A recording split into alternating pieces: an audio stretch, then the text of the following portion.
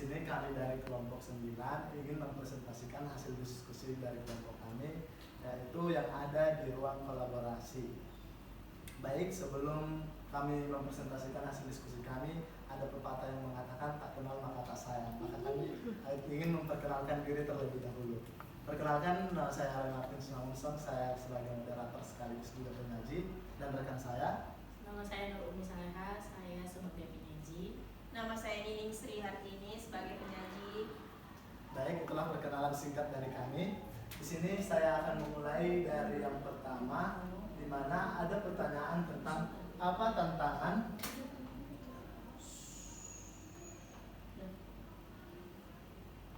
Pertanyaan yang pertama itu adalah apa tantangan bagi guru untuk menjadi contoh ataupun teladan khususnya dalam hal sosial emosional.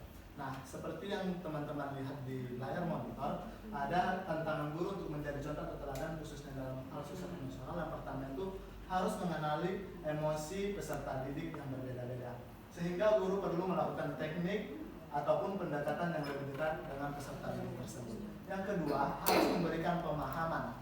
Nah, maksudnya itu adalah memberikan pemahaman, penghayatan, dan kemampuan mengelola emosi peserta didik yang beragam.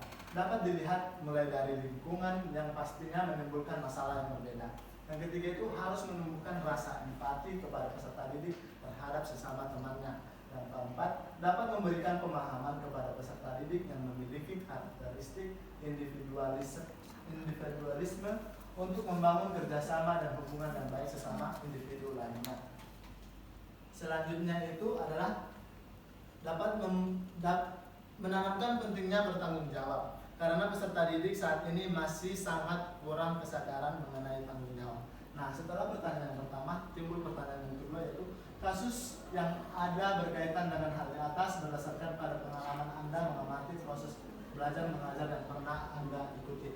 Nah, di sini jawaban dari kelompok kami, kasus yang pernah kelompok kami amati berdasarkan pengalaman kami selama melakukan PPL, di mana di dalam proses belajar mengajar, guru memberikan materi pembelajaran kepada peserta didik tentang materi yang akan dipelajari pada hari itu. Dan pada saat guru memberikan pertanyaan kepada seluruh peserta didik, ada salah seorang peserta didik yang mampu menjawabnya. Kemudian guru memberikan pertanyaan lagi kepada seluruh peserta didik. Kemudian peserta didik yang tadi ingin menjawab lagi, akan tetapi gurunya berkata untuk memberikan kesempatan kepada teman-temannya yang lain.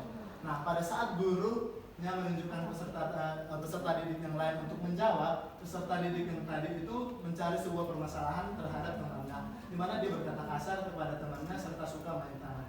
Nah, padahal situasi dan kondisinya di situ gurunya masih sedang mengajar. Hal ini tentunya membuat gurunya untuk melakukan tindak lanjut kepada peserta didik tersebut dengan cara melakukan pendekatan dan berbicara secara langsung berdua di dalam sebuah kantor, di mana guru tersebut menanyakan mengapa peserta didik tersebut melakukan hal demikian.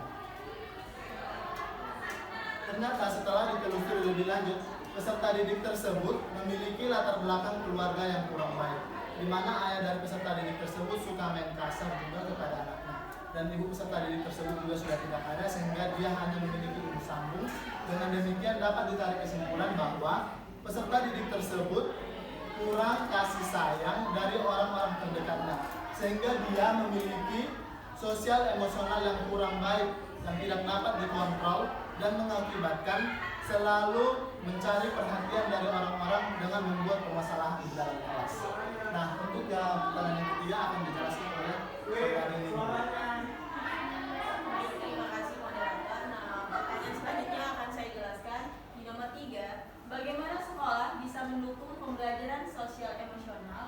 Apa saja tantangan bagi sekolah? Nah, dalam mendukung pembelajaran sosial emosional, sekolah dapat menerapkan beberapa hal. Yang pertama itu ada dapat melakukan kegiatan rutin seperti senam bersama, kegiatan literasi sebelum belajar, kemudian kerja bakti, dan melakukan pelatihan-pelatihan yang mendukung peserta didik untuk mengenal sosial emosionalnya. Nah, yang kedua itu ada melakukan kegiatan refleksi untuk mengetahui apakah perasaan peserta didik selama melakukan kegiatan belajar itu senang, sedih, kita harus perlu melakukan kegiatan refleksi itu. Nah, yang ketiga itu yaitu budaya atau aturan sekolah yang sudah menjadi kesepakatan bersama dan dapat diterapkan oleh peserta didik sebagai kebijakan sekolah untuk merespon situasi atau kejadian tertentu. Misalnya menjaga ketertiban belajar, ketenangan di ruang perpustakaan, berdoa di musola sekolah. Kemudian ada tantangan bagi sekolah, yaitu tantangannya itu masih kurangnya kesadaran diri dari sivitas sekolah, baik guru, peserta didik maupun penjaga sekolah lainnya di dalam sekolah. Kemudian di lingkungan rumah itu juga kurangnya kesadaran orang tua dalam mengawasi anaknya. Jadi harus ada kerjasama antara orang tua dengan sekolah untuk menunjukkan sikap baik dalam mengawasi peserta didik. Kemudian pertanyaan keempat yaitu ada, apakah karakteristik peserta didik bisa mempengaruhi penerapan pembelajaran sosial emosional? Jelaskan bagaimana menghadapi kendala tersebut.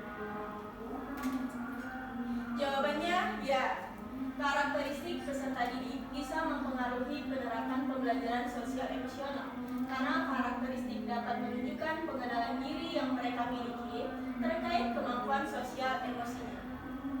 Karakteristik dengan latar belakang yang berbeda dapat memberikan pengaruh penerapan pembelajaran sosial emosional. Cara menghadapi kendala tersebut yaitu dengan menerapkan berbagai cara, yaitu yang pertama stop atau berhenti sejenak apapun yang sedang kita lakukan. Dan yang kedua yaitu take a deep breath, mengatur nafas dengan baik dengan menghitung tarikan nafas dan mengeluarkan nafas sebanyak 3 kali. Kemudian observe atau amati apapun pilihan-pilihan yang dapat dilihat di lingkungan sekitar kita yang membuat perasaan kita itu tenang. Dan yang terakhir itu ada proses atau lanjutkan kembali aktivitas dengan perasaan yang lebih tenang, pikiran yang lebih jernih dan sikap yang lebih positif. Baik, terima kasih. Saya kembalikan ke moderator. Baik, untuk pemaparan materi berikutnya akan dijelaskan oleh saudari.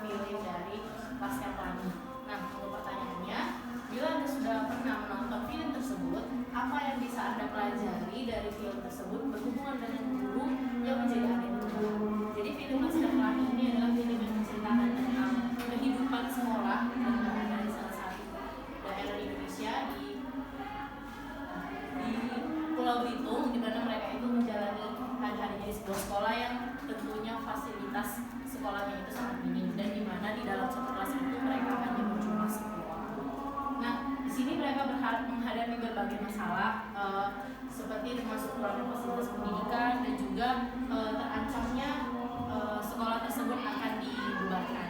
Lalu tidak hanya itu, perekonomian keluarga mereka yang tergolong kategori masyarakat miskin dan juga masih banyak lagi kendala-kendala yang mereka hadapi. Nah, dari film Laskar Pelangi ini, kita sebagai seorang guru yang akan menjadi agen perubahan, banyak hal yang bisa kita pelajari. Salah satunya adalah seperti yang kita pelajari saat ini adalah IMC atau 4 kompetensi IMC, yaitu yang pertama ada empati, yang kedua ada mindfulness, lalu ada compassion, dan yang terakhir adalah critical inquiry. Nah, di empati ini bagaimana seorang guru di sini memiliki rasa empati yang tinggi atau rasa peduli terhadap anak didiknya yang memiliki perekonomian yang sulit serta fasilitas yang sangat tidak mendukung, tetapi rasa peduli tersebut ditunjukkan dengan gigihnya guru-guru tersebut memberikan pengajaran kepada peserta didik mereka. Lalu ada mindfulness di dalam film ini juga, di mana dalam film ini rasa kasih sayang yang diberikan guru tersebut kepada peserta didiknya bahkan sudah seperti dianggap keluarga. Lalu selanjutnya ada critical inquiry, di mana critical inquiry di dalam film ini mereka memiliki berbagai cara, mereka berpikir kritis, bernalar kritis, bagaimana caranya tetap mendapatkan pendidikan meskipun ketika dialami berbagai tetapi mereka tetap berusaha mencari solusi bagaimanapun caranya agar permasalahan tersebut bisa dilalui dan mereka tetap bisa melanjutkan pendidikan. Lalu yang terakhir ada